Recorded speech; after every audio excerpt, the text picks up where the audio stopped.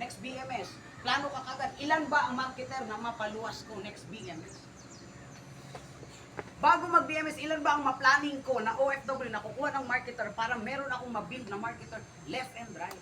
At hindi mo yun magagawang mag-planning ng OFW kung wala kang mga new directs. Hindi pwede, ang OFW ko ayaw kasi kumuha ng marketer. Kasi yung kausap mo noon, yun pa din hanggang ngayon. Hindi ka nag-build ng network. Nagets po ba? Pero iba sa inyo, hindi ko alam kung bago ka, hindi ko kasi kayo kilala eh. Mga kilala ko yung more on mga generals lang. Di ko alam kung kakarating mo lang, kahapon, isang linggo, last month, or kailang ka dumating. Gusto ko lang i-inform ka na kung gusto mong magka-result, mag-build ka ng network. At hindi ka makapag-build kung hindi ka mag-direct. May mga ad accounts naman, di ako naniniwala doon. Ibig sabihin hindi ka umataw. Hindi ka umataw. Hindi ka umataw. Kapag wala kang direct, hindi ka umataw. Hindi ka nagbibuild. Kasi yung pangarap, yung resulta, may presyo yun. May price yan. May value yan. Hindi pwedeng pagkagising mo, dumating ka dito. Kasi mayroong ganun eh. Kakarating, marketer. Sinong bago? First time mag-BMS. Ito pagkarating, anong nasa isip? Parang parang wala tayong sahod. Parang wala tayong pera. Tapos ang tinanong mo, hindi rin humataw. Wala din pera. Nagkatinginan kayong dalawa, patay. Ikaw din, wala. Pag negative at negative nag-uusap, magkasundo hindi. Broken at broken nag-uusap, magkasundo hindi. Yung mga masipag sa masipag mag-uusap, magkasundo hindi. Tamad sa tamad magkausap, magkasundo hindi. Ganon siya ka-importante. Sa pag-build ng network, kailangan alam mo sinong sinasamahan mo, sinong pinapakinggan mo, sino yung lagi mong dinidikitan. Mentor, anong gagawin ko sa loob ng hub? Lahat patay kapag alas 12 na. Alas 3 patay na eh. Ibig sabihin, tulog na. Lobat. Nahawaan kasi ako, mentor. Anong gagawin mo? Motivate mo yung sarili mo. Makapag-build ka para makapagbuo ka ng hub na hindi puro patay pag madaling araw, oras ang natawan. Hindi yung, mentor, hindi ko nakuha yung goal ko kasi tulog kasi ng ganito. Tulog ng ganito. Intindihan niyo ba? Ang resulta may proseso, pero nag-uumpisa yan siya. Nakadepende yan paano mo trabahuin yung proseso, paano mo naiintindihan ang proseso. At paano mo i-fit in yung sarili mo dun sa process na yun para magka-result. Ulitin ko, una, pag nag-build ka ng network, meron kang plano. Pag direct ka, may plano ka. Yung plano na yun, yun yung magiging drive para sa action na gagawin mo. After ng action, doon mo pa lang po makikita na magkaka-production ka. At huwag kang ma-disappoint kung ang payin mo iilan pa lang kasi nagkakaseryoso mo pa nga lang.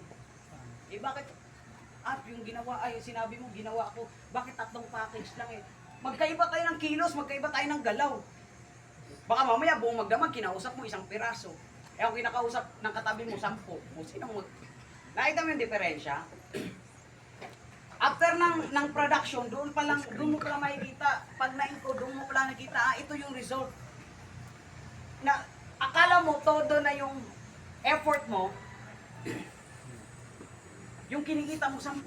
Wow! 10,000 lang pala kikitain ko dun sa 8 package, dun sa 6 na package, sa 5 package. Gusto mo magiging 6 figures monthly. Anong gagawin mo kung 10 yun?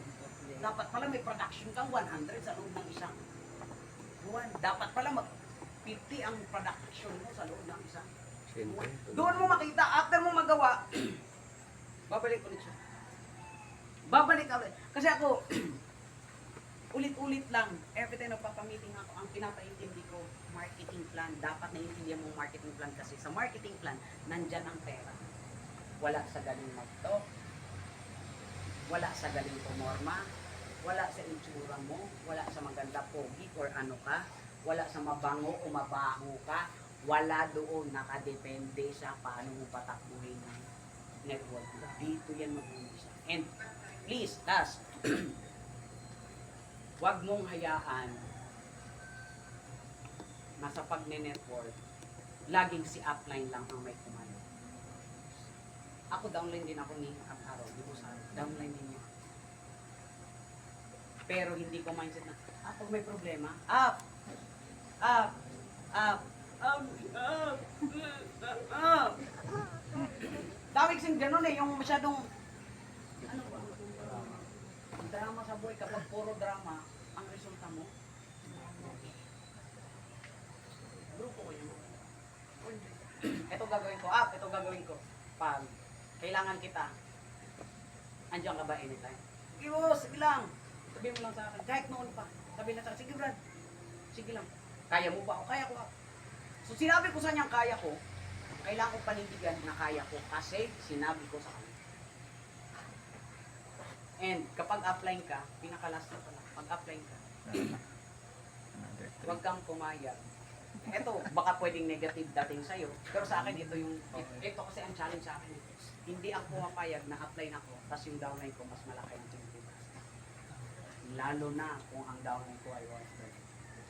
Lalo na kung ang downline ko kasama ko lang sa harap. Lalo na kung ang downline ko nakikita ko lang araw-araw. Pag downline ko nagsipag, mag-times 2 ako na sipag. Pag downline ko malupit, mag-times 2 ako ng lupit. Pag downline ko nagtitrain, pag downline ko nagkikreate ng team, ay naku, hindi ako papayag. Kokopyahin kita kasi alam ko papunta yan.